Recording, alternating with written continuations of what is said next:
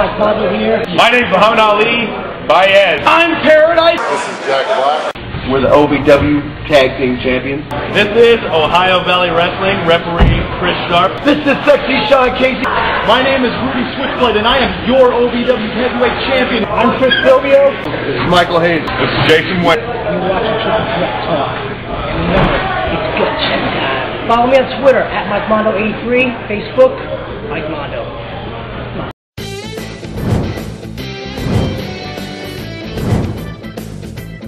And welcome everyone to episode 35 of Triple Threat Talk.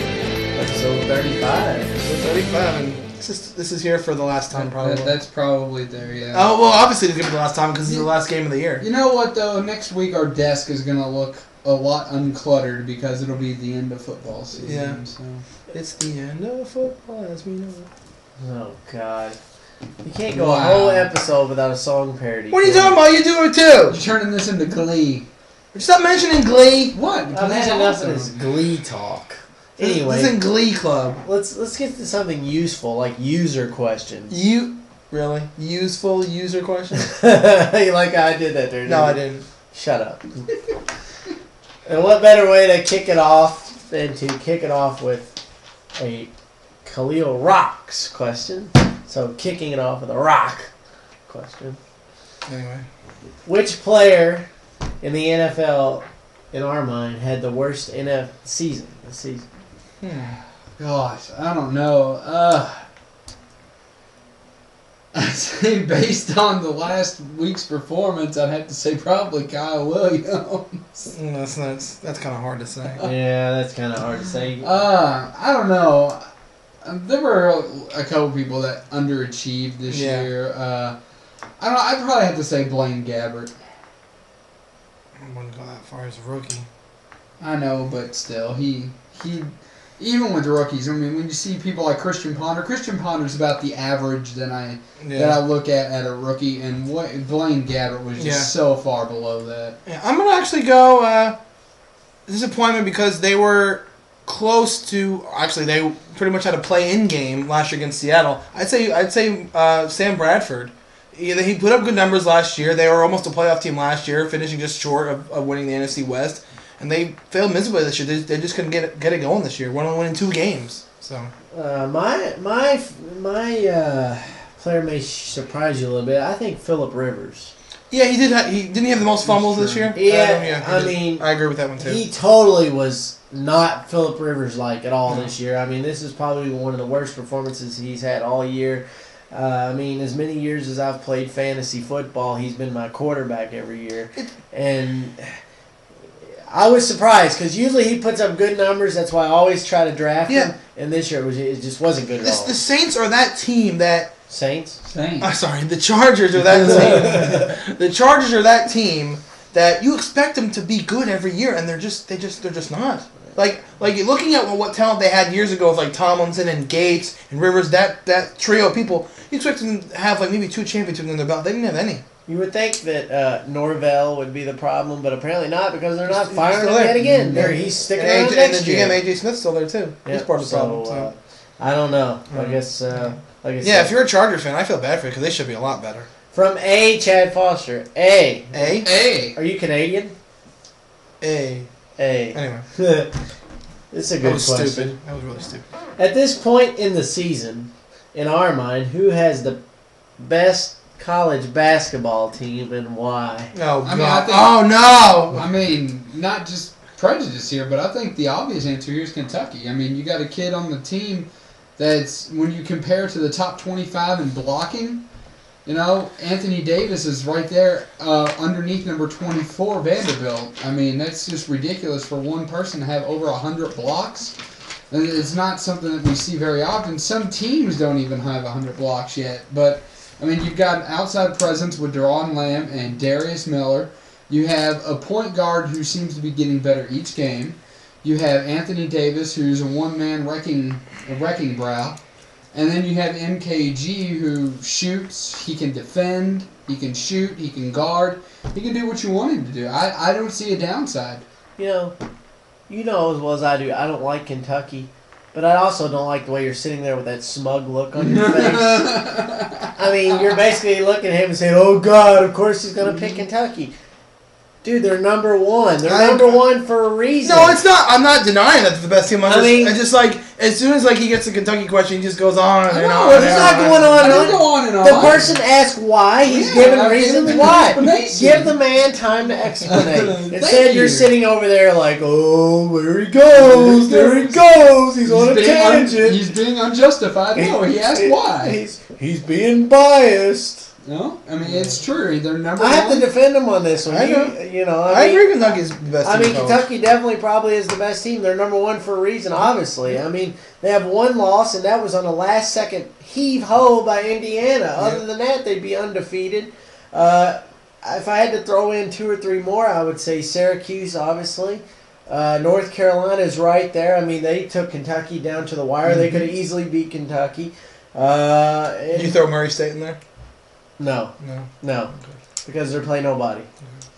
I mean, they play, Valley High School. Let me ask you a question. When March Madness rolls around, do they lose the first round? Murray? Yeah. Absolutely not. I don't think they'll lose the first round, but here's the thing. They're projected only to get a 7 seed right now. I see him. If they win the conference, I see him getting a 4 seed. If they go undefeated and win the conference. And they play at 12, right? And they four plays of 13. Yeah, 4 plays of 13.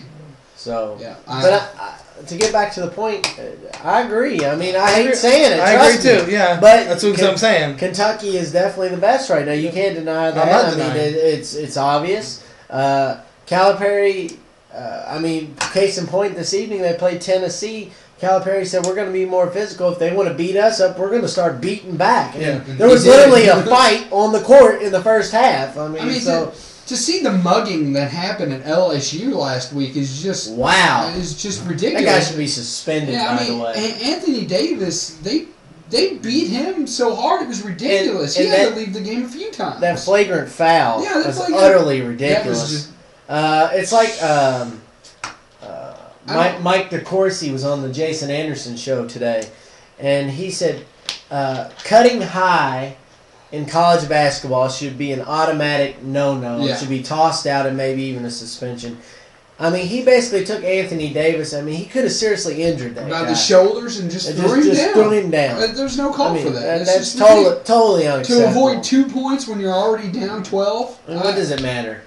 It's moot point. Moot. So, from Against All Odds 20, do you guys think that Carlito shouldn't have been fired by the WWE?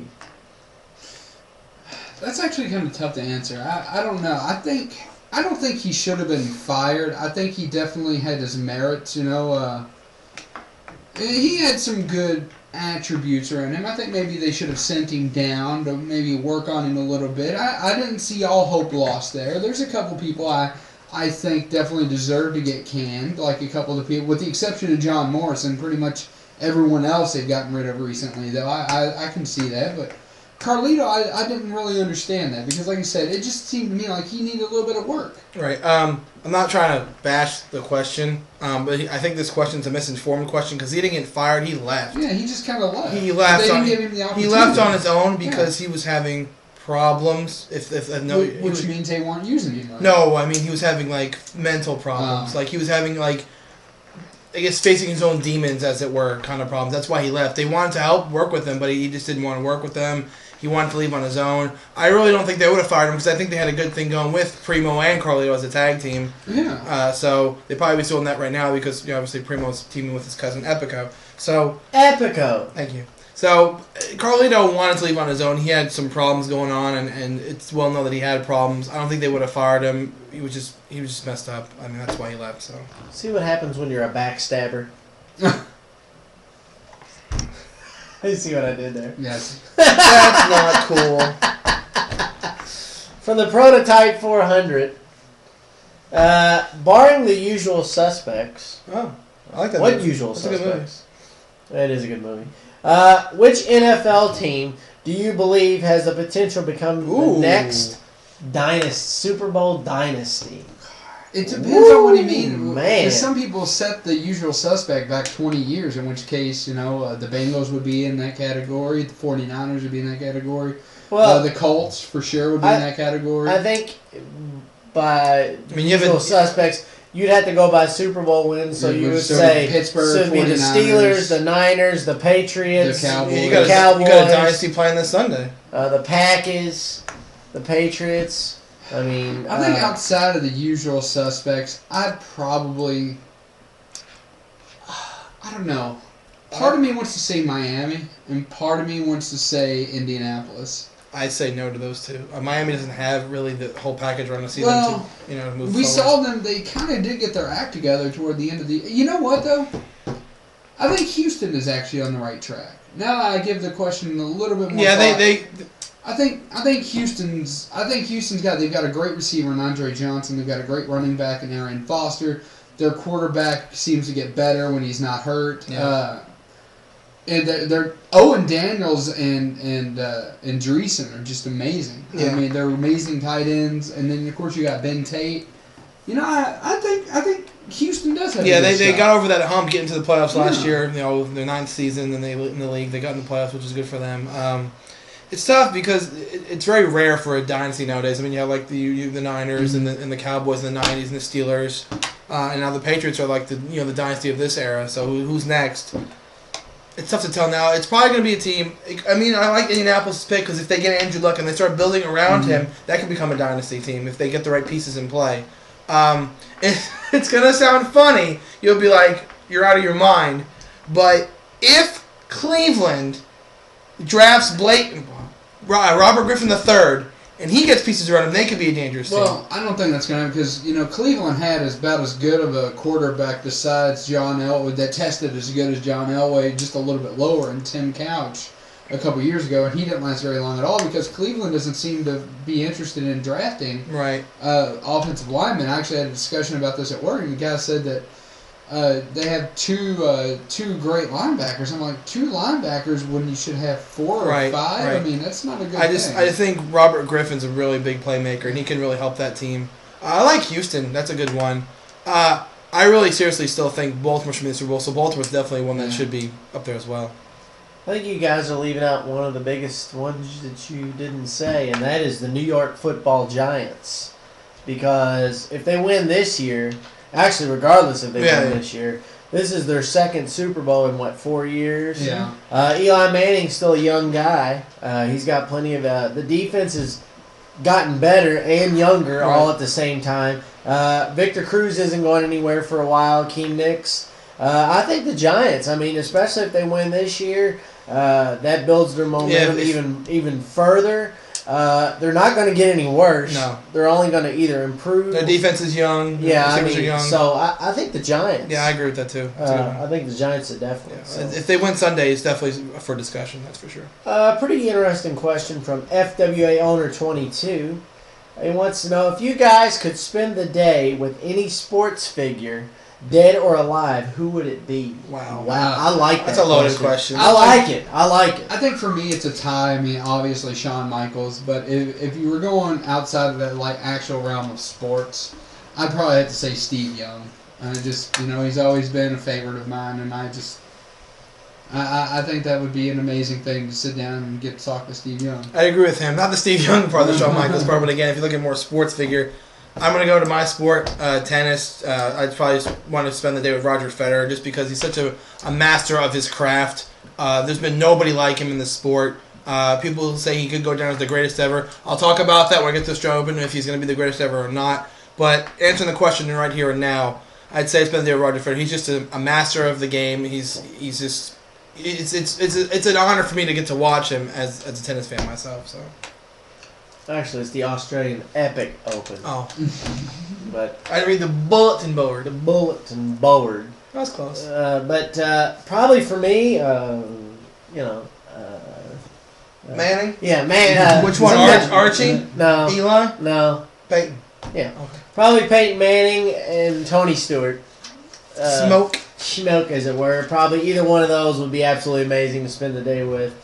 But if you put a gun to my head now and said pick one, it would have to be Stewart because racing's always been in my blood since I was a little kid.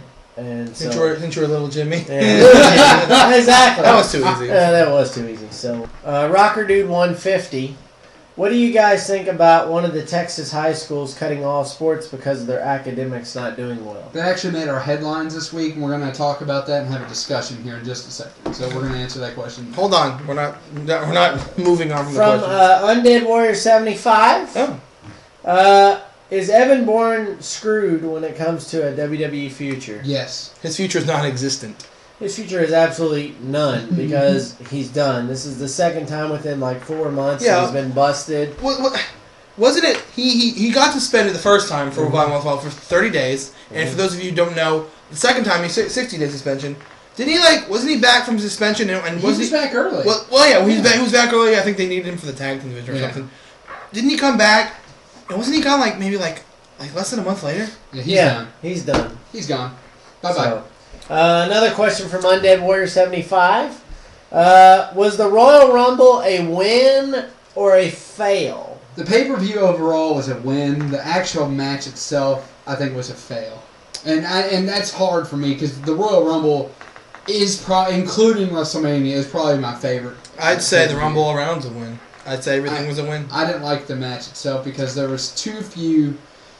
Really, the commentators getting really, and then like you said it there too. I mean, I'm not sure if it influenced your overall opinion, but you said, number 30, you thought someone was going to be actually big and that's what I said. Instead of the big Don't show. mention that name on this show. Really, I just thought it was a fail.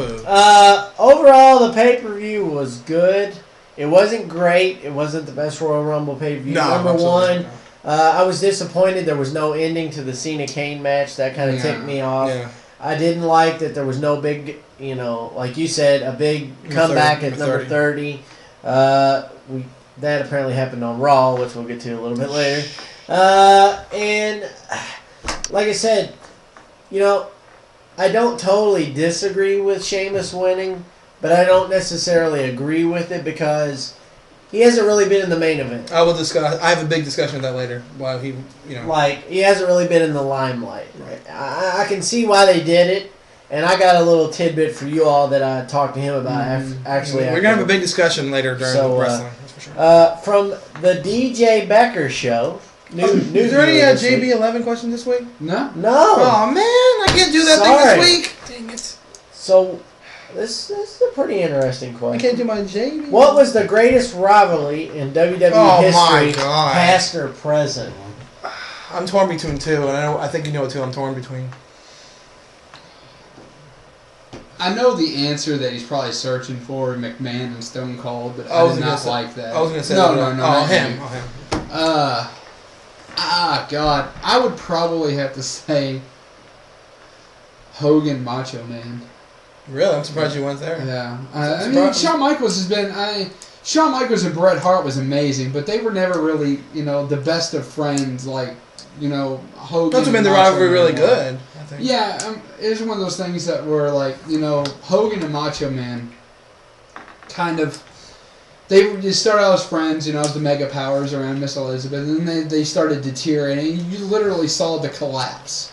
And then, and I think the actual collapse lasted into their actual real lives, and because they really didn't like each other toward the end. I mean, I think that even though it ended sadly, I think it made the script for a great rivalry, and I do put Shawn Michaels and Bret Hart right there at a close second, but I definitely think Hogan and Macho Man first for me. I'd go with Bret Hart Michaels first, just because that's the feud I grew up with when I started getting into wrestling. And another one, I don't know how you can ignore this one. This is probably, it will probably go down as the greatest feud of all time, is Rock and Austin. Well, because that defined the era of the Attitude Era.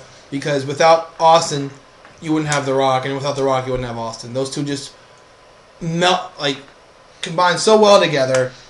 The one without the other wouldn't be as good. And just, it was captivating television for the time. Everything they did, you had to watch. It was must-see TV. And if you're a wrestling fan back then, it was great times. Mine would have to be somewhat fairly newer, but it was such a exciting and exhilarating rivalry that it belongs in the top 5 of rivalries, and that is Edge versus John Cena. I think that was a very good rivalry. Edge played the heel like nobody's business. At the time, Cena was the biggest face of his faces. I mean, he got like when he came out, it used to be the freaking roof blew off the building. Well, it does now, but other reasons. Yeah, I know. The other way around. I know. I'm just stating the fact, but that was a very good feud because of the way each character was built. Like Edge was built, as you said, the ultimate opportunist, as he was known, and he played his heel character to a T. To me, between him and Jericho, they're two of the biggest heel characters of all time. Like, it doesn't get much better than heel characters than Edge and Chris Jericho in my mind. Right. So, from Moods 126. Unless I got that out this week. With the return of the Undertaker, Oh well. do you think? Whoops! Cat's Cat's out of the bag now. Cat's out of the bag. It's not like you didn't know. We will. Oh, you didn't know? Do you think we saw him too, by the way? Ah. Do you think we will see Undertaker Triple H 3 at WrestleMania? No, I don't think so. I think probably what you're going to see is like a gradual decline away from that and towards something else. Unfortunately, you're going to see Taker Triple H 3.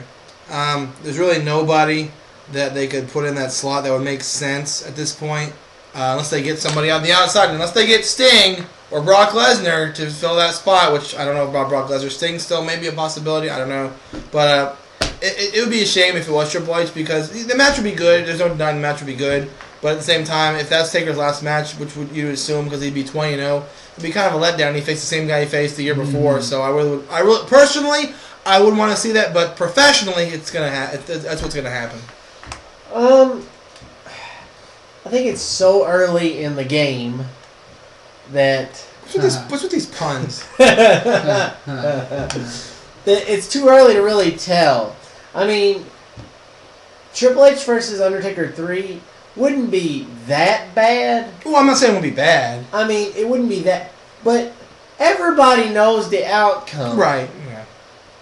But it would be good to spice it up with somebody different. Right. Now, I've even heard the idea, which I think would actually be good because they never fought at WrestleMania, Mick Foley. Yeah. You guys may not like that idea. I love it because it makes sense because Mick Foley is beating Taker more than anybody. Yeah, Mick Foley is the one to beat The Undertaker more than anybody. They've had all kinds of Hell good in a Cell, matches, Hell in a Casket Cell, match, Boiler Room Brawl, Oh. but they've never fought Yeah, we at should have mentioned that feud. So, I think Mick Foley versus Undertaker. Yeah, I like that. Was what I would like to see. Yeah, but So, the final question this week was actually asked by two different people, but it was the same question, so I figured I'd save it for last. Okay. Rocker Dude 150 and the DJ Becker Show I like that show. both asked, and they said this is for Postmaster, but you guys can chime in. It is a NASCAR question. I'm going left. Stop it. Okay. What do you think of Kurt Busch going to a new team, and does he have a better shot of winning each week? Or do you think he will not have a shot of winning at all, considering he's driving for a low-budget team? Wow, that's a NASCAR fan for you. That's a really loaded NASCAR question. Well, if people didn't know, Kurt Busch was basically let go from Penske Racing. Penske? I mean, it doesn't help when you cuss out an ESPN report. Yeah. You flip off the First Lady. Whether you're Republican or Democrat, you don't do that, especially in a public place. You don't slip off the First Lady. That's very Is he our idiot of the week? Well, this would happen back in November. Oh, okay. So I'm just going over different. He has an obvious anger management problem. It must run in the family. He's Jack Nicholson. Him and Kyle. He's Jack Nicholson. It must run in the family. But does he have a better shot of winning? In a way, yes. And here's why. He has nothing to lose. He's obviously not going to contend for a championship with a lower budget team. He can throw the kitchen sink at it every week, and he has nothing to lose. If he hits the wall, he hits the wall. You know, if he wins, great, he wins. Phoenix Racing has won a couple times, so he could win. I think his best shots at winning are at like the restrictor plate races like Daytona, Talladega, where they're more of a wild card race. Anything can happen. However, he is driving for his brother in the Nationwide Series in the Monster Energy car, Kyle Busch Motorsports. So he'll do really well in that, I think. But as far as his Cup venture, I'm not so sure. I would say his chances of winning a race this year, I'd give it about a 30%. So that's viewer questions this week, and as always, we thank you all for the kind words, comments, and questions and interactions. Absolutely. But personally, with that NASCAR question, I think Kurt Busch would be better off with the Taylor Hendrick Motorsports team. That might work. So I guess it's time for me to anoint this week's Viewer of the Week. Anoint away. So scanning all the great questions and all the great comments we had this week, and I think with the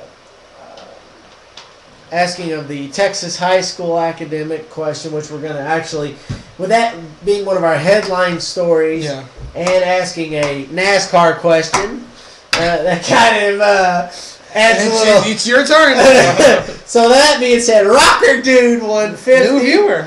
Yep. You are this week's Triple Threat Talk episode 35 Viewer of the Week. So I'll now turn things over to the doctor. Doctor, give me the news. I got the mad case of the headline blues. I like that. That's good. Well done, sir. Give a pat on the back. Give this man a cigar. That was good. Well done. We need to make a remix of that. I'm going to work on that.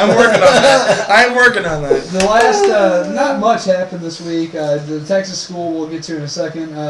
Just a minor story. First, Peyton and the Colts owner, Jim Irsay, got in a war of the words earlier. I mean, they're fine now, but what do you have to say about Peyton saying they're stepping on eggshells, and Irsay said, "You shouldn't have done that. He's just a boy." Really? Really? Sling Blade? Come on. That was a horrible Sling Blade impression. That was a horrible. Well, I wasn't really trying to go for the impression. I was Most just going for the phrase. That was terrible too. I know. Anyway. I can do it. Choose not to. I think it's all a hype ploy. And here's why. Super Bowl's in where? Indianapolis. Indy. Okay. The Colts are in Indianapolis. Thank you. I knew that. Yeah. Well, anyway. They're not in Baltimore? This is not 1960. What are the quarterbacks playing in the Super Bowl? Eli? His brother and his rival, right? Right. So what better way than to steal the limelight from his brother and the rival than to stir up the pot heading into the Super Bowl? I didn't think of that. That's a good argument. Well, that's true. And what better way, like, if they were going to announce his returning, then why not announce it this week? Take all the wind out of the sails. Just take all the wind. I mean, why not? It would be one hell of a marketing ploy. Sit there and have a war of words and back and forth and bickering match the 1 week.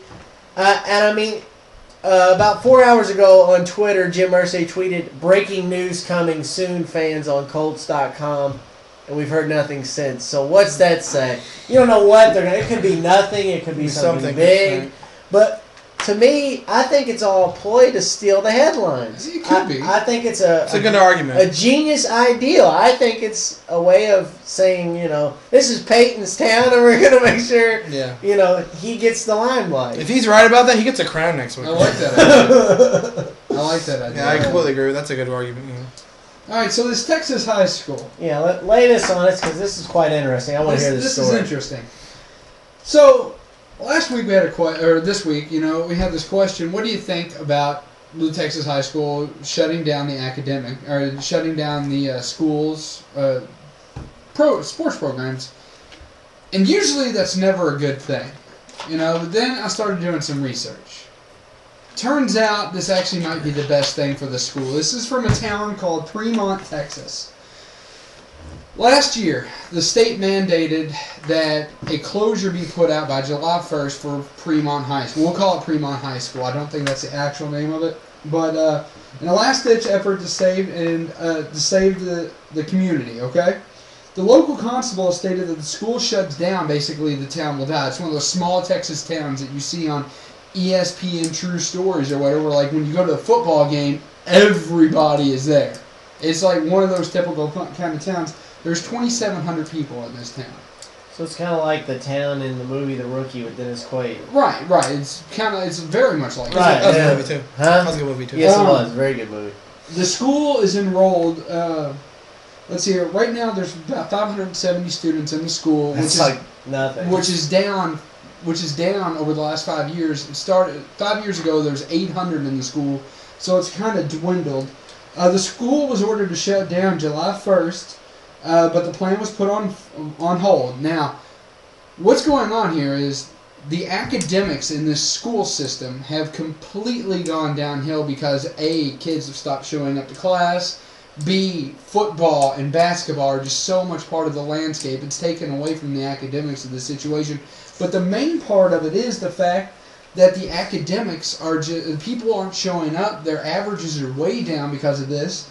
So failure to comply means an annex of the district, and the closest district to them is 35 miles away.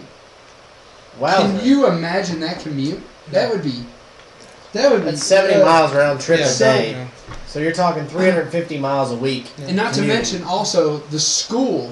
The school itself employs over 90 people. And I know you're thinking that's not much.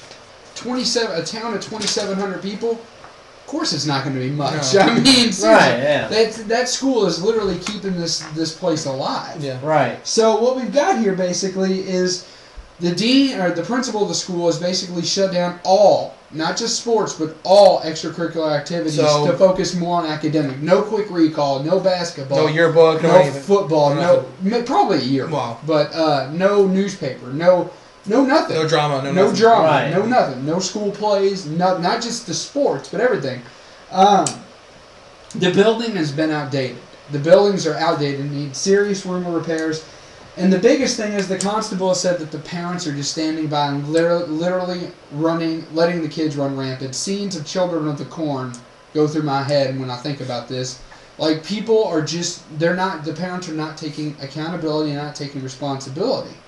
So, with all that being said, I absolutely agree that the academic, because, you know, when you take into consideration people's livelihoods, people's jobs, people's futures are at stake. One season of not even a whole season, but like until next basketball season, they said the school's going to shut down sporting events until next basketball season. Right. That's a small price to pay for literally an entire town's life's sake. So to recap, when I first saw this question, I was like, that's ridiculous. There's no excuse for that, barring out maybe one or two circumstances. Guess what? It was one of those one or two circumstances. Right. Well, so what do you guys think? I mean, again, if I read that story, like you said, that they shut down again, I'm like, you can't do that to the school because academics are academic. Sporting's a very important part of schooling. You know, it gets people focused on teamwork and how to work together with others. It's a big part of sports in high school. But the fact that you came out and said it's affecting the academic thing is the perfect reason for them to shut down the sporting programs for them.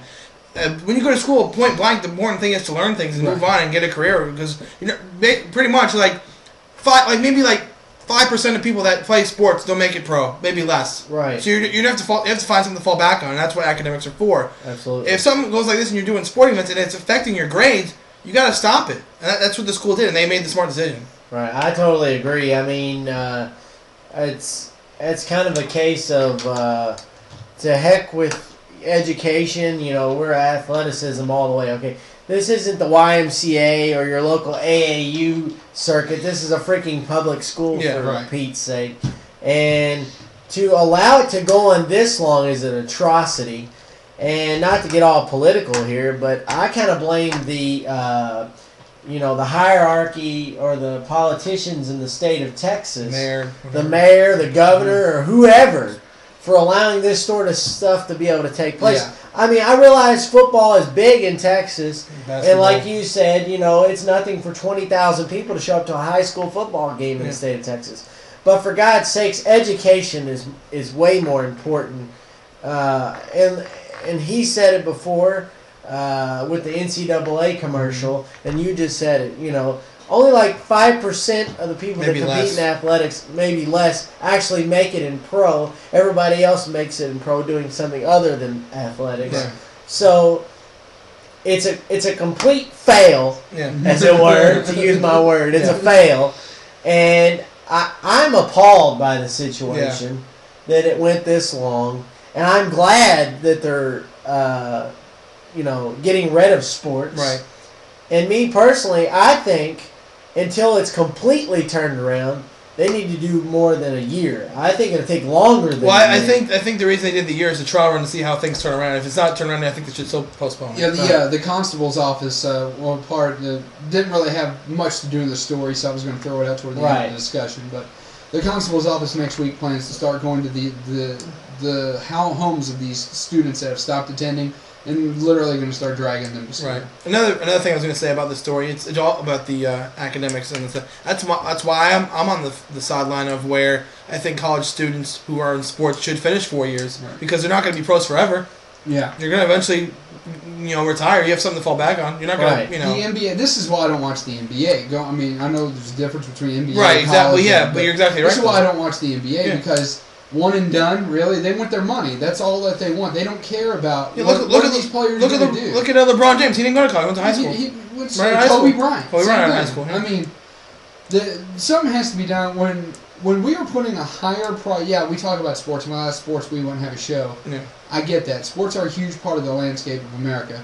But we're missing out on so many quality things, and so many kids are just missing out on so much. Right. Because of greed in this country. Exactly. Like 3 years in the NFL. It's a shit again. And then 1 year to the NBA. Right. It's ridiculous. It's a shame that you can name more people that didn't finish all 4 years of college than you can name that could. Exactly. I mean, it's ridiculous. I mean, 4 years, both organizations be 4 years. Yeah. This is one of the reasons I don't watch the NBA. If you notice, I don't do a whole lot of NBA reporting. I've got a story a little bit later on for the NBA, but it's like literally a second. Right. But, I mean, I'm not sure. Do you guys watch the NBA hardly at all? I watched. The only NBA I see is on ESPN Sports Center. That's it. Like I said last week, I'll watch an occasional Mavs game just because I like Dirk Nowitzki. But I'll watch the All-Star game. I don't watch anything other than that. The All-Star game is nothing but an overrated street ball. Well, I'm saying the most time I spend watching basketball is the All-Star game because I love the dunk contest. That's exciting. Speaking of dunks. That's my story. Okay, we'll get to that. Yeah, speaking of dunks. That wowzer. That's all I'll say is wowzer. But, I mean, one of these things, it's just one of those things that the NBA has got to, they've got to shape up. And David Stern's a part of it, too. And David Stern's a huge part of it. Huge. And like I said, it's got to change because I believe that the NBA can be great again. Yeah. They're killing themselves, though. Well, but stories like this, to kind of wrap it up, they don't surprise me. No. Because shouldn't be surprised nowadays, no. I mean, we live in a society where more people vote for American Idol than U.S. president. Yeah. So, I mean, that's a lot. Nothing surprises me. So, let's move on to something a little more exciting. Kind of bring up the mood back up a little bit. Doctor, let's get some NCAA basketball here. Actually, not as much happened this week, but we did have a controversial finish, and I'll go over that in a second. But number 14 Mizzou barely escaping the wrath of Texas, 67-66. IU does just roll over Iowa. Wow. 103-89. Since when did in a Big Ten game Get that high? Indiana this year, and their scoring in the Big Ten has been ridiculous. I've never seen scores this high in a Big Ten conference game. I mean, 100 points in a Big Ten conference game? That's ridiculous. I mean, I'm not so sure that hasn't ever I mean, we're used to Big Ten games being like 67-58, 61-59, something similar to the 67-66. Yeah, I mean, we're not used to the 103 to. Yeah, really. That's more like a freaking Pac-10 score or a Big 12 score. I mean, it's crazy. Yeah. Pitt does throw down on Georgetown 72-60. Upset. UK does crush LSU. Easy, UofL's right underneath. You take that back. 74-50. U of L beats Seton Hall on the road 60-51. Huge upset with Iowa State beating at the time number 5 ranked Kansas 72-64.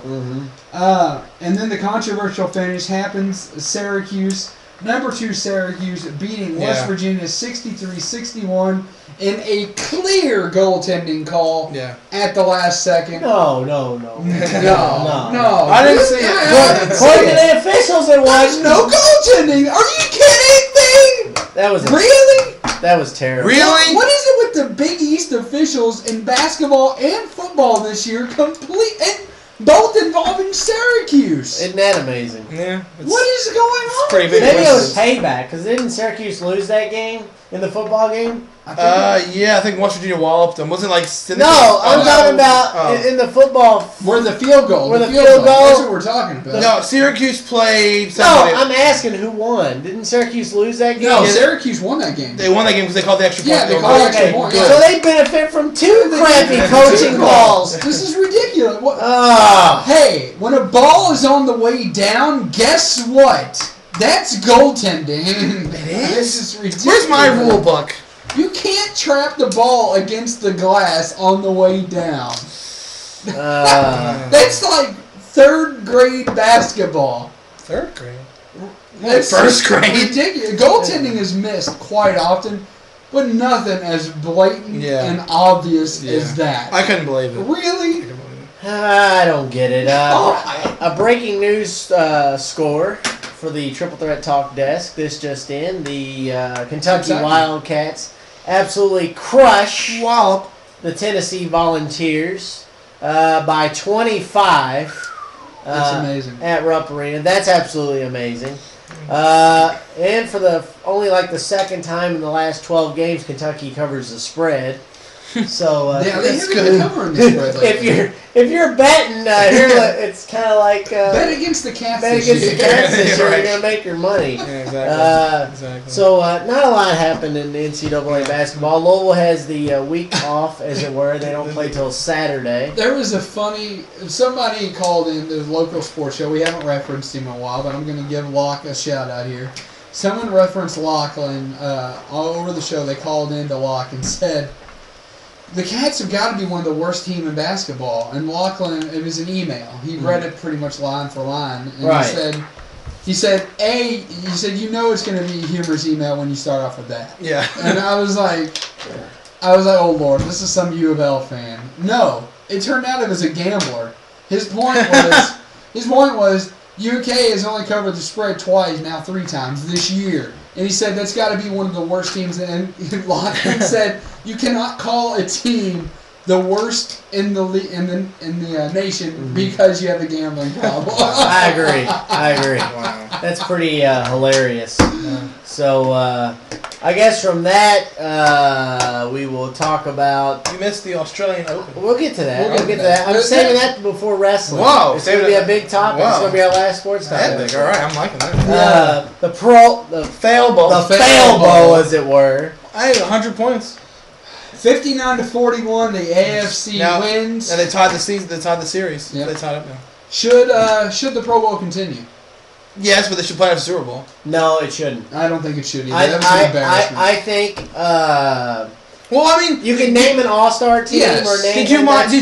Did you mind it when it was after Super Bowl though? I still don't like it. I still don't like it. I mean, it's one of those things. Like I was telling him earlier, Aaron Rodgers has to be an idiot.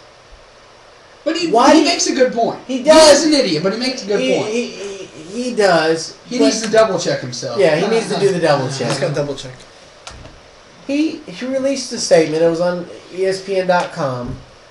He criticized and bashed the NFC for the way they played in the Pro Bowl. And you know, there's no defense that plays in those games. Really? You're gonna get mad over the Pro Bowl? It's just why? Not worth it. I don't understand it. Why are you want to put your name The out Pro there? Bowl is not competitive at all. It's not. No, it's obvious. I mean, all it is throwing jump balls down the field and the defense can't blitz, so you can't do that. Yeah, it's Miller time, so it's there's so many different special rules in the Pro Bowl. Phillip Rivers had 3 catches, and he's a quarterback. Cam Newton was 9 of 27, 3 interceptions. 3 interceptions. I mean, it's. Although I will say one thing, it was an embarrassment. I'll say one thing. There was a highlight I saw. It was a pass. I remember who threw the pass, but Brandon Marshall made a heck of a catch. That was the best. Marshall caught 3 touchdowns. That was the best. So did Larry Fitzgerald. That was the best thing I saw. That catch by Marshall. That was a good catch. But no, the Pro Bowl should just go away. Name the All-Star teams at the end of the year. That's great. If you get your name in the All-Star, hey, hoo-ha. Because, see, so many people don't go to the Pro Bowl. Right. And I also think it's a fail that if you're in the Super Bowl, you don't get to go to the Pro Bowl. Yeah, so get rid of it altogether. Just name your all-star squads and go on with it. Let me propose a question. How would you feel if they have the preseason Yeah. and they play an all-star game at the beginning and they wait 2 weeks, they play the NFL season, but the Pro Bowl, the winning conference would get home field advantage of the Super Bowl? No, No. not at all. Because I hate it in baseball and I would really hate it in football. Here's the thing also. And actually, football wouldn't work. Well, I'm just saying. Because because it's a neutral field. it's a neutral I'm just field. saying, you know. So they get to wear the dark uniform. Ooh. Yeah, it's one of those things where, like, you really wonder why they still play this game, because it's before the Pro Bowl, it's before the Super Bowl. Yeah. There's too much football. I mean, in there should be people talking and anticipating about the Super Bowl. You know, you shouldn't have this random event that holds no bearing on anything and not let the Super Bowl contenders play in it. They used to play it after. Here's a thought. And I think this would be the one way it would actually work. Okay. This might be the only way to work. This may be a way. Why not make the Pro Bowl the Hall of Fame game? At the beginning of the year, you know, the game they play at Canton? Yeah. You know, they have 4 preseason games after that. What better way to get the season kicked off than to have your All-Stars play? I mean, even if it's a game like this, I would rather watch that than watch the 5th-string Rams quarterback versus the 4th-string 49ers quarterback. Yeah. I would rather watch the Pro Bowl or an All-Star, some sort of All-Star game. Or, for that matter, why not rookies versus... Well, that's kind of tough. I know, but I'm just saying they do it in the NBA. Or have like a skills competition. They used to have that. You know, something to that effect. I don't know. But the Pro Bowl, the Pro Bowl just doesn't work. It's the worst All-Star game in sports, that's for sure. Yeah. So, I guess moving on from the Pro Bowl to the real bowl that matters, the only bowl that matters, the bowl that trumps all bowls. And no, not the Triple Threat Talk toilet bowl. So I'm looking forward to that one. That's this weekend, right? It would be the Super Bowl. Thank you, Mr. Chimmel. That would be the New England Unpatriotics, who are favorite, which I totally disagree. 2.5 points. Gosh. A over-under number of 55 for you gamblers out there. Gambling man. Against the New York Andre the Giants. It's now time. It's been weeks of build-up. After 17 weeks of the regular season, some of the most epic playoff games ever. It's it. It's here. One last time, just so you can see them one more time. Here's the standings. It's no secret that the Doctors already won this thing. Yeah, so it's obvious. But hey, it's been a great year with Pick'ems. Oh yeah, congratulations to you, sir. Thank you. It's been an excellent year awesome of football. Interesting records for everybody. Is it me, or does it seem like the lockout never happened? It really does. It doesn't, because everything went the way it should. I mean, everything went away. It shouldn't. I mean, some teams would dispute that because they had less time. So. But look at all the stories that came out of the season. Peyton Manning, with his whole neck injury, not even playing. We don't know if he's going to play. Tim Tebow. What else can you say? I mean, Tebow mania. We had Dan Marino's record being broken. Dan Marino's record being broken. We had we had the 49ers rushing touchdown record. Resurgence. We had Jim Harbaugh taking a. We had the handshake, nonetheless, between Schwartz and Harbaugh. Yeah. We had the Harbaugh. Harbaugh. First ever. You had Skittles. Was that the first ever brother versus brother coaching? I want to say yes. No. Like a head coach. Oh. I know the Ryans coached against each other. I want to say yes, but I'm not sure. You had Skittles. Which was, pretty awesome. Mm-hmm. So, you had a lot You had the complete debacle of the Philadelphia Eagles, the dream team. I think I called that one. There was last week I worked with somebody and we talked about sports. And I didn't want to say it because it would seem completely biased, but he said something very interesting, and he went on record by saying he's an Oakland fan, so automatically he hates the 49ers. Yeah, right. But I think, and he said that I think this year was the biggest story of the year was the 49ers. And I kind of agree with that. Right. I mean, the run that they had, the record that they set that will never be broken. You had a rookie head coach taking them to the That's NFC very Championship rare. game. A game they should have won. A complete resurgence. They should be in the Super Bowl this Sunday, just like the Ravens. I gotta agree. I mean, I would have said that the biggest story in the NFL this year would be Tim Tebow, but. I think individually it was Tim Tebow, but collectively it was the Niners. It's probably the Niners, and I would think I would have to agree. It's funny you look at it, like one play each team. Kyle Williams made one big mistake in the game, or two big mistakes, but one big mistake in regulation, and the Ravens made one big mistake. Two actually. Well, I mean the kick. Well, the kick and then the catch that should have been a catch. Well, what I'm saying, if you take those away, you'd have the Niners and the Ravens. Yeah, absolutely. Which I think should be. But we don't. We have the Patriots and the Giants. Repeat of 42. So, Doctor, since you're the winner, and down to this, it's down to the Super Bowl, you've had 2 weeks to think about it. I knew what my pick was going to be the day we had the match. Lay it on us. Lay all the options. Who's the winner? I got to say the Giants. Just for I score? just think. You want to give a score just for craps and giggles? Since the spread is at 55, you say over or under? Score. I'm going to say. It might actually be under. I'm going to say over. I'm going to say probably. I'm saying you're probably going to be looking around a 60-point game. Okay. I'm going to say probably it's going to be about 35 to 31. Wow, that's a lot of points. I don't think the Giants' defense are giving up 31. No, I don't points. think so either. No way. I don't care how good Tom Brady is. I just see it. The Giants' secondary is very good. They're not going to let that happen. Yeah. I just see it. For some reason, I just see it. I've thought it was going to be a high-scoring game all along. That'd be exciting to watch. Big B. I've been weighing my options. I didn't know who I was going to pick. I know Gronkowski was a big factor because they didn't know if he was going to play. He had an eye ankle sprain. It came out today that he's not wearing the walking boot anymore, so he's trying to get in the motions of playing the game. There's no offense like the Patriots has, even though their defense is non-existent. I mean, it's they've had some games where the defense has stepped up, especially when they played the Ravens. Right. Tom Brady didn't step up. And he said he sucked. He said it himself. Yeah. So I say the spread is under. Mm-hmm. I think when they played the first time in 42, the Patriots were undefeated. They actually played earlier this year too. Well, I mean, and the I Giants meant Super Bowl. Yeah, right. They played Super Bowl 42. Mm-hmm. Patriots were undefeated. The last week of the season, they played the Giants, and they beat the Giants. They could have taken it easy, rest assured, but they played and they beat the Giants. Mm-hmm. And the Giants came in and beat them. Mm-hmm. I think the same thing happens this year, where the Giants beat the Patriots in the regular season, and I think the Patriots win the Super Bowl. I say the final score of the Super Bowl was 27-23 Patriots. Very good. I knew when the final whistle blew for the championship weekend that my pick was going to be the New York Giants. They're the hottest team in the NFL. The defense is playing lights out.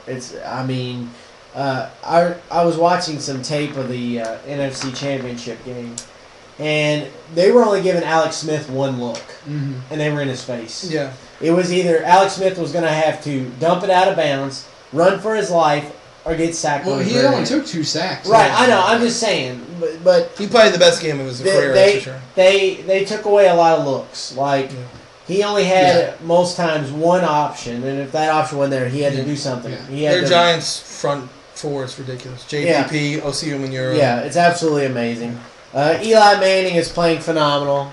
Keem Nicks, Victor Cruz. Yeah, I still agree that Manningham, Nicks, and Cruz are the best 3 receivers in this game. Brandon Jacobs and Ahmad Bradshaw have been running like, crazy. Right. What better way than for Manning to go into Manning's house and win the Super Bowl? And I think that's what's going to happen. I think Tom Brady's going to yet again be denied of tying Joe Montana for 4 Super Bowls, who's his childhood hero. So I think the Giants shut down the Patriots' offense. I do see them scoring some, and I think they win 31-17. Wow. I think the Giants win. Okay, so once you write those down, the scores wise. Okay. So you had 35-31. 35-31. Giants. I had 27-23 Patriots, and you had 31-17 Giants. You had what now? I had 27-23. And I'll take, like I said, 31-17 the Giants. So we'll see what happens. This is the last football game of the year till fall. It's kind of a sad time for us. We all love football around here. We'll have nothing to talk about. We'll have wrestling and tennis and golf and NASCAR. So we'll have plenty of baseball. We'll have plenty in hockey, and so we'll have. I guess we'll talk about basketball. Nothing else to talk about. But I guess moving on from that, we are doing something a little different this week. We're going to highlight. I'm surprised. We're going to highlight your favorite sport, and it's going to be our final sport of the night. So with that, we turn it over to our expert tennis guru, as it were, Big B, for the Australian Epic Open. Well, I'll get to the epic part first. The women's final featured Victoria Azarenka and Maria Sharapova, and the winner of this match was going to be number 1 because Caroline Wozniacki, who was number 1, didn't have enough points to keep her number 1 ranking. Azarenka wins in a lopsided victory, 6-3, 6-love. So Sharapova gets blown off the court. It's a shame because, no matter what sport you play, especially the Super Bowl, say whoever wins, the Giants, the Patriots, whoever, the losing team has to sit there on the sideline the whole time while the team's getting celebrated and everything. It's the same thing in tennis. They have to sit there while they're jumping up and down, holding the trophy, have a big smile, and they have to sit there the whole time and just take it. So that's what Sharapova had to do. She just got whooped, 6-3, 6-love. So now Azarenka is number 1, and Sharapova is 3, I believe, and Wozniacki falls to 4. She loses her number 1 ranking. So now we get to an instant classic. Not Christian Cage. No. But an instant classic. Rafael Nadal, the number 2 player in the world, took on the number 1 player in the world and defending champion, Novak Djokovic, in the Australian Open final. Nadal played a day earlier than Djokovic's semifinal against Federer and won in 4 sets, so we had an extra day to rest. Djokovic played the day after. He played nearly 5 hours against Andy Murray, won that in 5 sets. So you'd figure Nadal is more fresh than Djokovic going to this match. So they've played up to this point. They played 29 times. Mm-hmm. Nadal had the lead 16-13, but Djokovic won 6 times last year. So Nadal wins the first at 7-5, and a stat that they put on said out of the 29 times they played, 25 out of the 29 winners, 25 of the 29 times played, the winner of the first set has won the match. So you think statistically Nadal is going to win this match. Mm-hmm. Djokovic comes out, second set, turns it around, wins the second set 6-4. Then Djokovic keeps his foot on the pedal, wins his third set 6-2. So you figure, Djokovic is going to win this match. He's going to cruise just like he always does against Nadal. Not so fast, my friend. Fourth set, Djokovic had a chance to win the match. He was up. It was 4-3 on serve. Nadal serving. Love 15. Love 30. Love 40. Triple break point for Djokovic to serve out for the championship. Nadal somehow fights back and ends up holding, and he ends up going to the 4th set into a tiebreaker, win that 7-6. So now all the momentum's on Nadal's side. So you go into the 5th set. They're battling back and forth. It's 3-2 on serve. Djokovic gets broken. So you figure 4-2, Nadal's up in the 5th set. This is Nadal's championship to take. So now, Nadal is serving. It is 30-15 on Nadal's serve. And Nadal has an easy backhand up the line.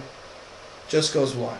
So you figure him going up 4-2, 40-15, and possibly going up 5-2 in the 5th set, pretty much closing it out. He goes to 30-love, 4-2. Nadal pulled a Billy Conga. And wide right. And now Nadal ends up getting broken, and we're back on serve 4-3. So they battle back and forth a little bit. Ends up being 4-all and 5-all. Nadal serves at 5-all. Nadal gets broken by Djokovic. Djokovic just serves it out. And at 40-15 or 40-30, I can't remember which one it was, Djokovic just serve up the middle, forehand cross court, and Novak Djokovic wins the Australian Open. Here's the line for you.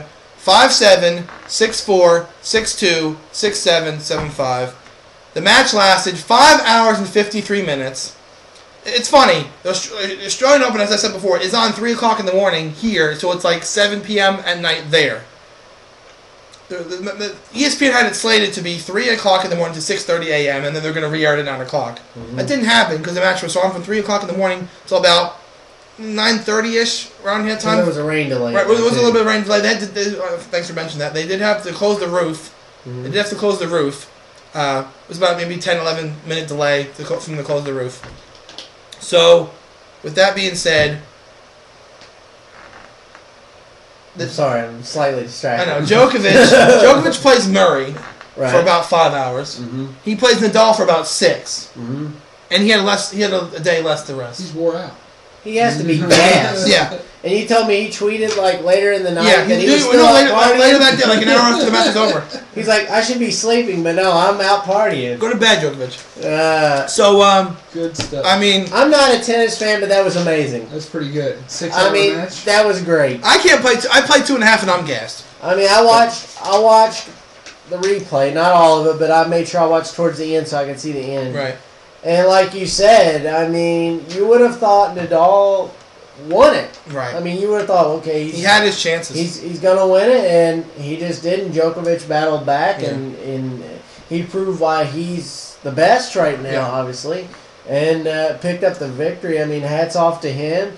What better way to kick off the tennis season than a match like that? I mean, it's gonna be hard to top that. Yeah. I mean, as far as match of the year candidate. For God's sakes, could be match of the century. Yeah, I mean, as soon as it was over, ESPN deemed it an instant classic. I mean, so it was amazing. Yeah, what I was going to mention only about Federer, we answered the question, who would you like to meet sports figure wise, and I said he could be the best ever or not. When you play your rival, you should have it back and forth. Federer just has a problem with playing Nadal. He just can't get the job done against him. He just can't beat him. And Brad Gilbert made a good comment on when he lost the match to Nadal. He said when Brad Gilbert, who was a tennis coach. When he was coaching Andre Agassi would always bring out the best in Pete Sampras. But when Pete Sampras played Andre Agassi, Pete didn't play as well. For some reason, it's the same thing with Federer. Federer, when he plays Nadal, he just can't seem to get a grasp on beating him. Right. He just can't seem to do it. And it's hard to say, could he be the greatest ever? Statistically, he has more Grand Slams, yeah. But who's to say Nadal can't pass him eventually? Because I don't know what it is. It may be a mental thing. Federer just cannot beat Nadal, no matter where they're at. He just can't do it. So, well, like you said, it was an outstanding match. Good job for the tennis community, for all the tennis fans, for people involved. What a way to kick off the season. Yeah, interesting. Australian Open with no handshakes and Rogan tennis rackets and crickets on the court and. A ball kid catching a line drive by Federer. If you didn't see that, that was pretty amazing. So, great Australian Open all around. Great Grand Slam to kick off the year. And the French Open is in May. And Djokovic, he's beaten Nadal and Clay last year. So, this could be the year Djokovic takes all 4 of them. That'd be outstanding. So, that'd be incredible. All right. So, that wraps up sports for this week. So, a good week in sports all in all with the Australian Open and NCAA basketball and Super Bowl coming up. So I guess now we'll transition over to our weekly interview with our good friends at Ohio Valley Championship Wrestling. So with that, Big B, would you do the honors of his interview? Welcome, Triple Threat Talk fans. This is the Doctor. I'm here with Mr. Mike Mondo. How are you, Mike? Mike Mondo. What's going on, man? Oh, we're doing fantastic. I gotta say, it's an honor to meet you. Well, first off, I want to ask you, what was your inspiration to start up with wrestling at OVW? Well, something like I did never as a kid. Something that I was watching all my life. I was pretty old and really only keeping it like really going to pro wrestling. Getting in high school. And that's right.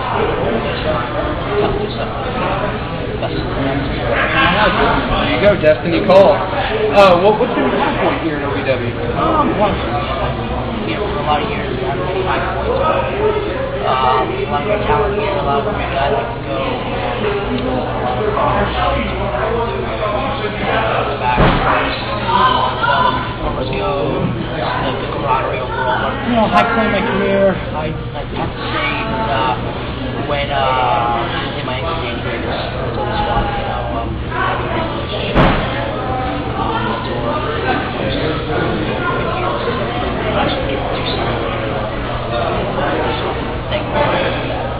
Danny Davis is an amazing guy, we know that. And then finally, I want to ask you, recently got signed to ROH. How excited are you about that? Oh, it was great. I love it. I'm honored.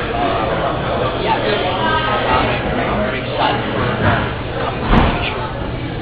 Just sort of, take my next step in my career, make a name for myself, keep doing what I gotta do to reach be the best I can be, and do what I gotta do to be the absolute best. That's what Mike Mondo's about. Mike Mondo is about being the best, sir. It is very nice to meet you. Thank you for your time. Thank you, man. And as always, we'd like to thank our good friends at OVW for their time and their effort in allowing us to come there and do the interview and be a part of their show, as it were. We feel like we're part of the family. So. To interact with the superstars. Before we cover OVW, I want to cover OVW in a different way. Right. I took our head of security, Fella Fallbush, the head of Triple Threat Talk Security, took him to his first OVW show. On Saturday, they had a house show at a local gym in southern Indiana. He was pretty impressed. The Colgate gym, for those of you who aren't. He was very impressed. Well, I shouldn't even. They did a very good job. I spoke with Trailer Park Trash, a.k.a. Frank Miller, as it were, at the show. A.k.a. head of operations. A.k.a. head of operations. He wears a lot of hats. He does. He had on a fedora Saturday. He always wears he thinks he's a gangster or something. Man. But it was very good. To be a house show, it was, they had some good matches. Just to name a few, Ted McNaylor fought Rudy Switchblade for the OVW title. Rudy Switchblade retained. Taylor Hendricks Motorsports fought some girl that I'm lost. I'm lost as to who she was because I didn't recognize her. Or they got her from. I don't know if they just pulled somebody from the audience and said, "We want you to fight Taylor Hendricks," or not, because I didn't recognize her. But that doesn't mean anything. Right. But obviously Taylor Hendricks retained. Silvio put his television title up against Randy Perez, and Silvio retained. So a very good house show. It was very, very well done. It was well run, organized, good turnout. So that's always good to see. So before you go, I wanted you to tell the viewers at home. When we go to the OVW show, there's a guy named Terry, and he mentions us. And I want you to tell the fans what he said, because I really was surprised and I was shocked and appreciative of what he said. Okay, well, if you guys don't know, one of the guys from OVW, Terry Bodie, right? Am I saying that correctly? I believe so, yeah. I apologize, Terry, if I'm saying your last name wrong. Before the show starts and during intermission, he mentions us.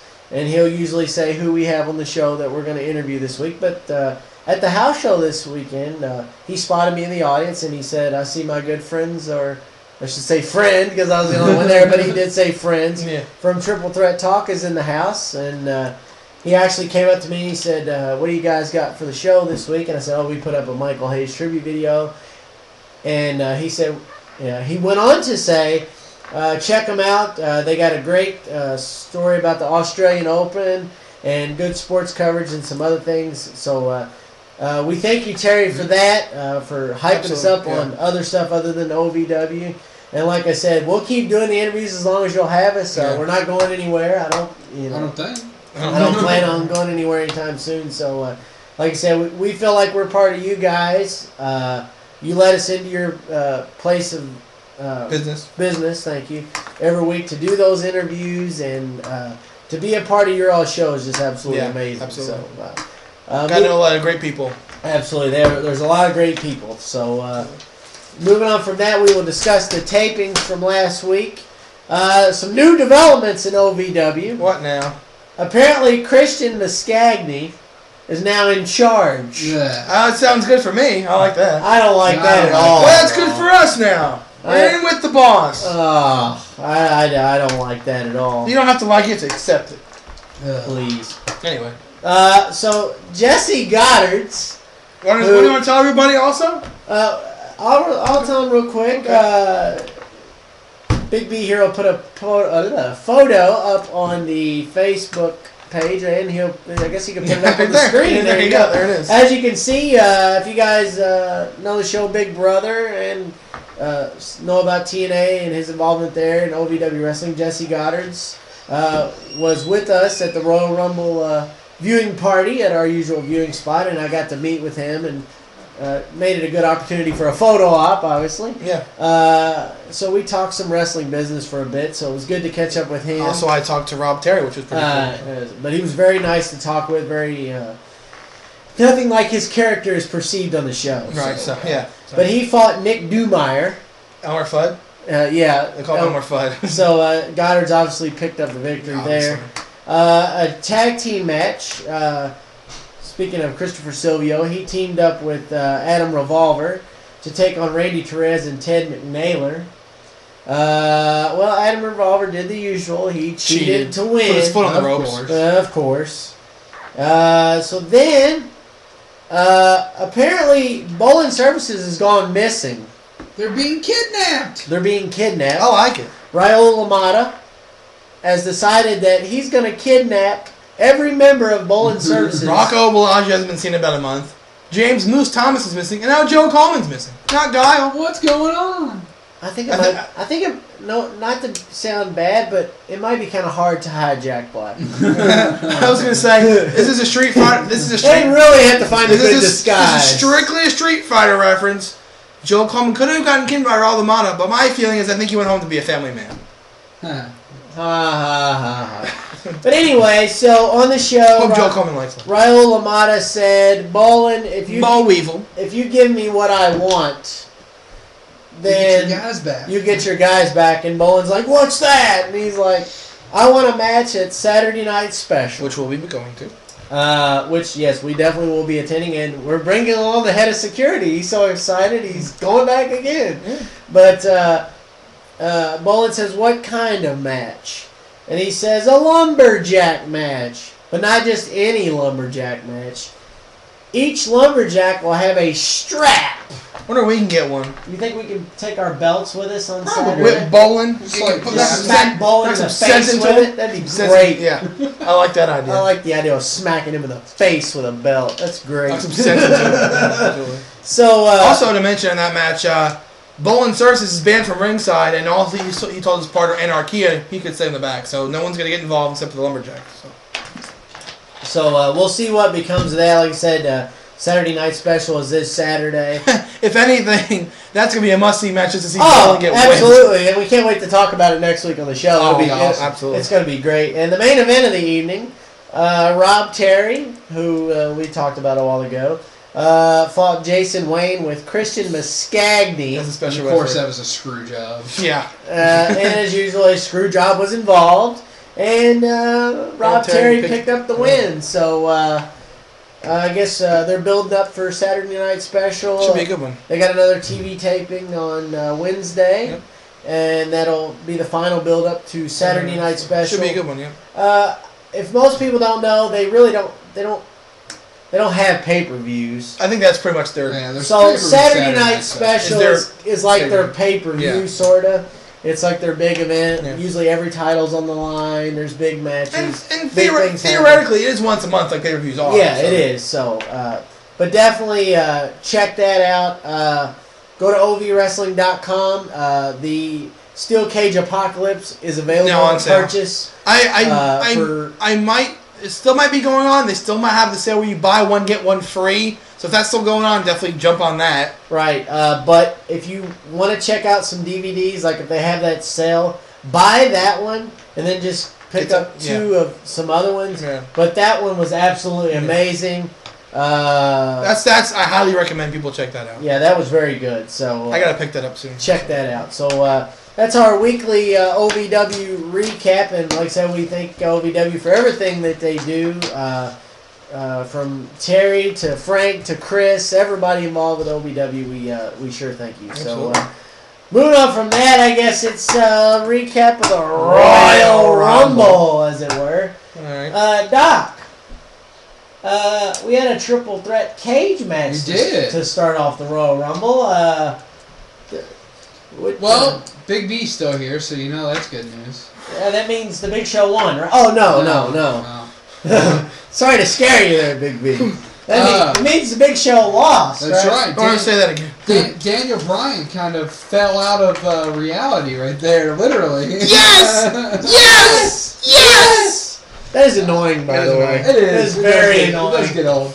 Yeah, but he was holding on for not dear life. No, he was trying to get out of there. Get out, and it just kind of fell. So Pretty sure on the Big Show might have let him go. But Yeah. Daniel Bryan wins with the assist to gravity. yeah, right. Yeah. So And the next match wasn't it He had a? assistance from Isaac Newton. Was the next match Brodus Clay versus Drew McIntyre or something? no, it was.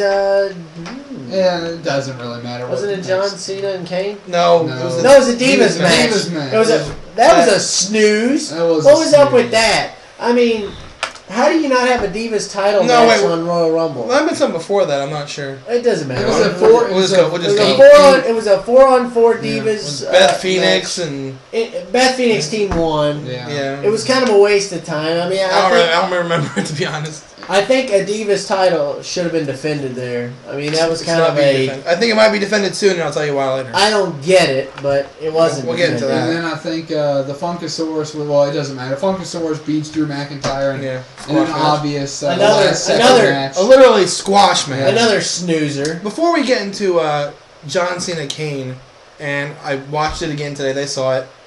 Outstanding promo that they put together for John Cena. And Wow. it's like, if you don't like John Cena, I mean, that's your opinion, but watch that promo, and just like, you can't have, Yeah, he's a great guy. I mean, just respect for that guy. Just unbelievable. The promo is absolutely like we were at the Fox and the Hound where we watched the pay-per-views, and I mean, we were like wanting to get up and give a standing ovation for the promo. The perfect word for that promo, I was captivated. it was good. The perfect word for me would be epic. What a surprise. Because, like, when the promo was over, I've never seriously wanted to get up and just stand up and do a standing ovation for a freaking promo, for Pete's sake. It was But pretty good. it was an absolute amazing promo. Kind of a disappointing ending to the match. Yeah, double count out. Like, what's up with that? But it did kind of turn out okay in the end, because I kind of liked how Kane, he took out John Cena in the back, and then he kind of kicked the door into Zack Ryder's locker room. Zack Ryder was in a wheelchair because he got, choked him through the stage on Raw. Right. And it kind of reminded me of like an old horror film, like someone breaking down the door, and it was that was kind of neat. Yeah, that And then he tombstone Zack Ryder, pretty much further prolonging his injury. So So, double count out and. so I was just like counting our stats, I guess. Yeah, so you could actually say we went 2, 1, and 1. Yeah, 2, 1, as it and were, 1. because we only knew 4 matches. Yeah, like always. So the title match between CM Punk really and good. Dolph Ziggler was a daggone good match. Like I said to them, I didn't think you could say match of the year in January, but you could put it there as a candidate, that's for sure. And John Laurinaitis didn't screw CM Punk. No, he actually got in there and helped count the 3 count. He counted to 2, though. Yeah, he counted. He what I thought was interesting with that was in the beginning he decided not to be the in-ring official, only to be the outside enforcer type. Yeah. But when it did matter, he did help count CM Punk to victory in a very good match. Absolutely. Very, very good. Best match of the night. They were trying to definitely push Dolph Ziggler to the next level without him winning. I think they certainly did it. Absolutely. Sometimes losing the match is the winner. He definitely did really good in the match. So moving on from that, obviously the Royal Rumble would be the next match on the dock. It was a pretty good one. No notable surprises. Let's see. Road Dogg. We had Road Dogg making an appearance. We had all 3 commentators. We had all 3 commentators. Khali. Michael Cole, Jerry Lawler, Booker T. We had Booker T. Mick Foley, the Great Khali, Road Dogg. Karma. That's what I was going to mention. And then Ricardo Rodriguez. That was hilarious. I love that. That was the funniest thing I've seen in a while. That was great. I love that. Like I was saying earlier, I think with Karma back, the Divas title's going to start getting some play. Oh, yeah. But, so the final 4. We had 3 out of the 4 We had 3 out of the 4 right. It was Wade. No, I'm sorry. Replace Wade Barrett with the Big Show. It was the Big Show. Oh my God! No, I'm gonna go now. Let me finish down the 4. Fine, go. The Big Show, Randy Orton, Sheamus, and Y2J, Chris Jericho. Okay. Make it short. I will. Please. I will. First of all, you had The Miz at number 1. He made it all the way towards the end. Close. Kurt Angle was 4. And Dolph Ziggler was in, I think, 16, 17 around that area. He was in the middle. To the point. Middle of the pack. Yes. Number 30, Somebody big, somebody a huge comeback. The Undertaker's coming back. No. No, that was the next night. Brock Lesnar? No. Batista? No. Goldberg? No. No. Big Show? Sting? No, Big Show's number 30. The Big Show. That was an epic That was, fail. like, when 30 comes out, people were like, I don't want to see it. And then he comes out and everyone's like, no. So, Cody's in there, number 4. Miz is number 1. They get eliminated at the same time by the Big Show. In the Big Show, there's all Dolph Ziggler. I don't know what you're. I mean, he's all right. No, he's not. Just because he's not Cody Rhodes. No, he's not. Here's the thing, okay? Here's my big beef with the Big Show. My big problem with the Big Show. His big beef with the Big Show. Yeah. Wow. My big beef with the Big Show, absolutely. There you go. He is way past his prime. Way past. And the fact he's still in the main event at his age, he's like almost 40 now. I think he's like 39. Okay. All right, your point? That usually doesn't matter. Well, obviously not. But Yeah, I mean, look at Michaels. I mean, don't even compare Shawn Michaels to the Big Show. I'm not. I'm just saying as comparative of age. I mean, You have... Here's my big gripe. hell, Ric Flair. Again. Stop it. My big gripe with him. It's an age thing. My big... No. My big gripe with him is you have so much young talent. Whatever. You have so much young talent on SmackDown. And the Big Show is in the title picture. Why? Why do that? You have people That's why, like... because it's interesting. No, you have people like Sheamus and Cody Rhodes and Alex Riley, even though he's not that good. But you have such young talent. Drew McIntyre. Yes! You have such young talent. Why are you pushing the Big Show? Why? And why did you throw out Cody Rhodes and The Miz and Dolph Ziggler? I completely just... Why? Please explain to me why. He's very mad. I don't understand. He should not be the main event anymore. Okay. No. Do you notice that he's not winning these matches? He won the title. It wasn't for Daniel Bryan cashing. He'd be champion right now. Okay. Why is he winning the championship? Calm your ass down. Easy. Okay. Easy, fella. I mean, he's not letting anyone talk. He's just getting angry. His blood pressure's getting up. Okay. He won the championship, but obviously it was scripted by design, and Daniel Bryan comes out and takes the title. So who cares? We can just omit that. Right. He's still there to push people. You have to look to your veterans to help push the younger people. Then why is Everybody he getting knows pushed? that. If he's supposed to He's push... not getting pushed. He's in the title picture. He's being used. He's being used, like he said. He's being making used. Daniel Bryan look good. That's exactly what They can do it with anybody else. No. Can. Why not? Why not? Why not do it against the world's largest athlete? Daniel Bryan, who's like my size, beating up the Big Show, looks good. It does. I mean, They had him push Rey Mysterio. He's doing great. They're having him push Daniel Bryan. It works. One of I know you don't like it, but I know it's you not don't like like the he's Big the Show. champ. Yeah, so tone it down about 10 notches. Yeah. I He's agree all with right. you. I agree with you. He doesn't belong, No. but he's there for push purposes. So- Because, number one, they're not going to waste Randy Orton to push people. Yeah. He's still in his prime. They're not going to waste Wade Barrett. He's up and coming.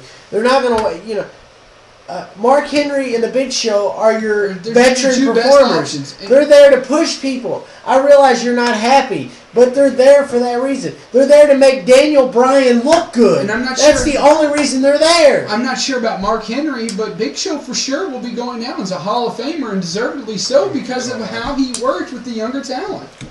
It's true. I mean, take it for what it's worth. But anyway, to get off this Big Show tangent that you Because it's on. ridiculous. We shouldn't even be on it. I mean, it's obvious why he's there. But anyway, so the final four was the Big Show, Randy Orton, Sheamus, and Chris And Jericho. Sheamus wins. Whoa, I just do it like that. They're just like, Ah! So, first of all, Randy Orton throws the Big Show by himself. Yeah, It's pretty That's pretty impressive. cool. and then Who says he needs help? Sheamus and Y2J get rid of Randy Orton. And that was a pretty good little one-on-one match they had there for a little bit. It was really good. And good back and forth, and Sheamus finally prevails in the end, and Sheamus is your 2012 Royal Rumble winner, only on a technicality. Yeah. Technicality. Yeah. Yep, apparently, allegedly, and supposedly, and more than likely I believe this, No, I do too. up until the very last minute, Chris Jericho was supposed to win. But the writers and the heads of WWE that were so ticked at the fact that all this crap was being leaked about Jericho winning and all this stuff that Jericho was going to win that was out there, they changed it at the last minute for Sheamus to win. Well, I did read something on No DQ that they did want to change. They did want to change it up because a lot of people were predicting that Jericho would win. But I did read a thing on NoDQ.com that WWE officials have been high on Sheamus for quite some time. They like how he presents himself. Right. And they wanted to give him a push somewhere soon. So right. Yeah. I mean, you never will know. Obviously, you're not going to know. Yeah, exactly. But me personally, do I think WWE changed it? They could have, but then they also covered their butt, as it were, by what they did last night on Raw. And before we get into that, I'm going to get into a quick discussion. I posted an article on Triple Threat Talk's Facebook page. I don't know if you read it. It was about Sheamus. Is he a future Hall of Famer? And I said yes. I think so. I put discussion at all. I put down his credentials. I said he's a two-time WWE champion. King of the Ring, Royal Rumble. He's only been in the company like less than 3 years. So it's pretty good credentials. Really good. And I posted who was in the King of the Ring, who's been in there, the Hall of Famer class. Like 12 or 15 people have had Hall of Fame careers. Minus the wife and the titles, he's the next Triple H. I think so. I really did. Yeah. I mean, I don't foresee him getting as many titles as Triple H did, and he's obviously not marrying the boss's daughter. So. No. Maybe the boss's sister. Boss's daughter's sister. I think before it's all said and done, I think you're going to see a future great rivalry will probably be Sheamus and Wade Barrett. I like to see Sheamus and Drew McIntyre, but that's not going to happen. So Sheamus wins. We're moving on to Raw. The big anticipation was Triple H coming to announce the fate of which happened at the very end. Obviously. I mean, but when they said that, I pictured Triple H kind of hovering over his shoulder like all night. But he was in the shadows. So to cover a few of the matches that happened last night, pretty good matches. Daniel Bryan versus CM Punk. I thought I was watching ROH. Yeah, outstanding. And then it got ruined by Y2J. Yeah. But it's good. They're doing something. Which is why I said what I said about they covered their butt. Right. Because I still think Jericho's going to fight Punk at WrestleMania. Absolutely, yeah. I don't see any way around it. Because Punk keeps claiming he's the best in the world. Jericho, they're both definitely the two best wrestlers in the company today. Yeah. Wrestlers, not performers, not entertainers, wrestlers. Absolutely. They're the two best wrestlers in the company going today. Right. So I definitely still see that happening. You had The Miz taking on Kofi Kingston, and Kofi Kingston wins. I was shocked. Why? That's another thing I was confused. I was shocked. You want to explain that to me? I think maybe Miz build a little bit more. I think the reason they did it is to make people believe that because we're talking about Elimination Chamber, because actually one match for Chamber right now. You make you believe Kofi Kingston deserves to be in this match. Right. I think so. That's why. I mean, maybe so, but I just was shocked. I was like him. I was like, really? Really? Kofi Kingston? And so then we did have a Divas title match. Lasted all of about a second. But like one move. Beth Phoenix. Eve wasn't in the right mindset. Squash. Clearly. Eve. Zack Ryder gets killed again by Kane. Well, I think Royal Rumble. He wasn't there. Yeah, that's right. He was done wrong. John Cena. Kane was about to get Eve. Kane was about to get Eve. Yeah. He almost took Eve. Kane almost took out Eve, and John Cena almost killed Kane. Yeah, that's pretty cool. He embraced the hate, as it were. He definitely embraced the hate. Kane ran like a scalded dog, as JR would say. Where's JR? So we had all this build-up and anticipation for the end of the night. And we thought we were going to see... So Triple H comes down, and we thought we were going to see maybe... He was messing with him. I like that. I like that. I love the fact that Larry Knight says, I was waiting to keep my job. He's like, anything, and then he gets to, kiss my butt. There's a special club that you can join, and he puts chapstick on. You were going to do it, you freak. Again, it brings it back to me. One of the all-time classic wrestling moments. William Regal, first inductee of the This Man Kiss My Ass Club. He put chapstick on, he kissed McMahon's cracked derriere. Great man. stuff. Great. I like how Triple H said, you actually put chapstick on. Yeah. You're not going to get those things. I don't know what they've been. Exactly. So Triple H, all friendly aside, forget this. And then So he's like, John, I hate to say it, but it needs to be said. I wish you all the best in your future. Dong. And Triple H just stand there. Like, Dong. And then the dead man himself comes walking down the aisle. I'm sorry. That was amazing. I've watched wrestling now for going on 24 years. And every time that music comes on, I still get chills. I don't get chills. I And just think cool. Seeing him live is an experience. Oh, yeah, it is. I mean, when that music first played, the hairs on the hairs on my arm were like standing straight up. I remember as a kid when that music played, I was like, "Oh God, I'm gonna die." He's gonna kill me. He's gonna kill me. He's gonna kill Hulk Hogan. Oh God! Did you notice that? Because I know there was a picture out there that he shaved his head. Did it look like he had a wig on last night? Looked like a wig. Looked like a wig. I think it was a wig.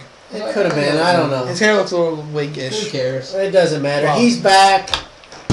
Will he fight Triple H at We'll see. I think. WrestleMania? I don't know. To preview SmackDown this week, Wade Barrett's fighting Randy Orton.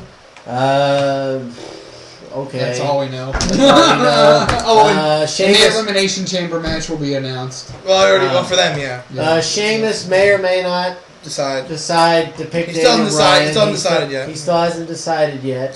So that's still up in the air. Right. So we're on the road to WrestleMania, which is an epic road. It's always the best time to watch wrestling, which is evident. WWE turned in 5.2 million viewers last night, Freaking amazing. which is freaking great.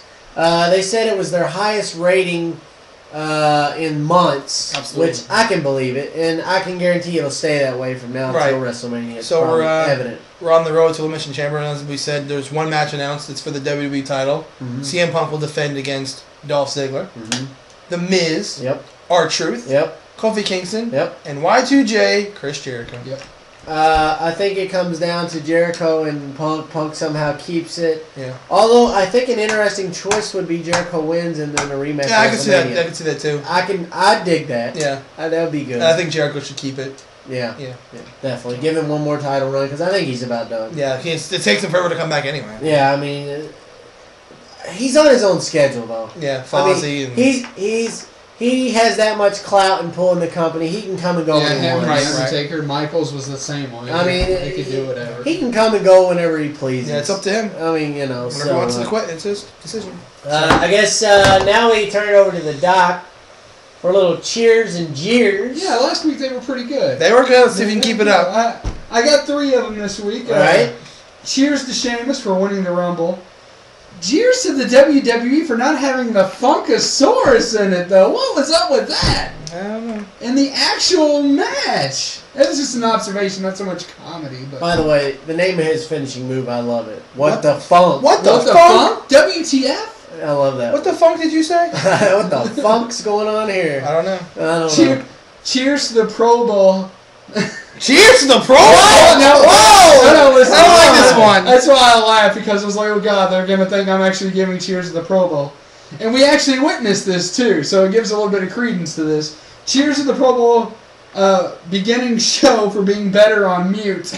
Yeah, remember? Yeah. And cheers to the Pro Bowl beginning show for being better on mute. Oh, Inside joke. And then, we talked about a dunk earlier. Yes. So, cheers to Blake Griffin for utterly posterizing Kendrick Perkins. Oh my God! If you haven't seen it, I'm sure you have. It was absolutely like LeBron James said it was dunk of the year. I guess I take a backseat to number 2. It was amazing.